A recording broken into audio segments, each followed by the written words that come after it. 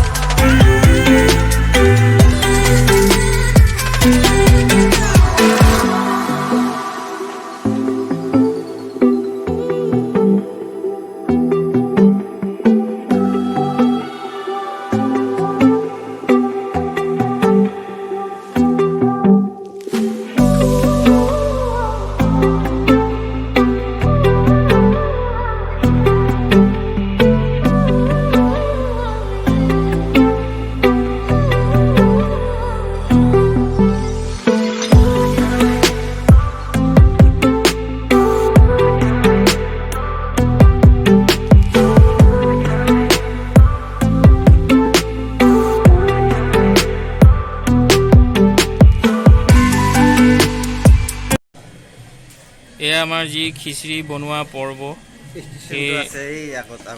এয়া এছিষ্টেণ্ট তেওঁ পিঁয়াজ কাটি আছে। এয়া আমাৰ যি দেউৰী তেওঁ বৰ্তমান খিচিৰি বনোৱাত ব্যস্ত। তেওঁ যোগালী হিচাপে আৰু এজনে গৈছে হিলাই দিবৰ কাৰণে।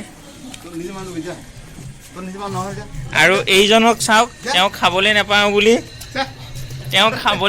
বুলি এই যে খিচিৰি সন্মুখতে ৰৈ আছে অথনিয়াৰ পৰা এইজনেই খাবলৈ নাপাওঁ বুলি এইজনে অথনিয়াৰ পৰা ৰৈ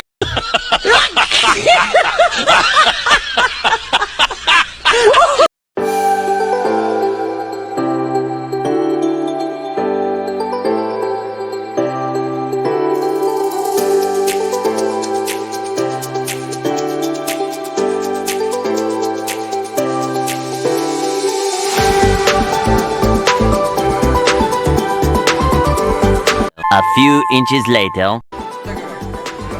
Alida.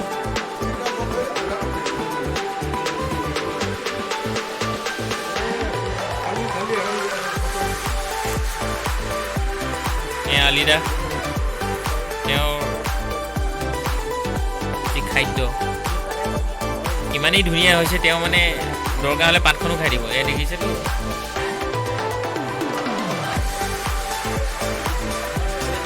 কেনে হৈছে খাদ্য, কেনে হৈছে আপুনি আলিদা দ্ৰব্যভাগ কেনে হৈছে শব্দৰে প্ৰকাশ কৰিব নোৱাৰে। তেওঁ আকা ইংগিতে দেখুৱাই দিছে, মানে হাত চেলিকিছে। নিশ্চয় আপুনি वाह क्या सीन है, वाह क्या सीन है। যে দ্ৰব্যভাগ খুব ভাল হৈছে, মই বুজি পাইছোঁ আলিদা, আপুনি নক'লেও মই বুজি পাইছোঁ। খুব ভাল হৈছে। এয়া চাপ পাত এনেকুৱা লাগিছে যে নতুনকৈ কিনিহে আনিছে।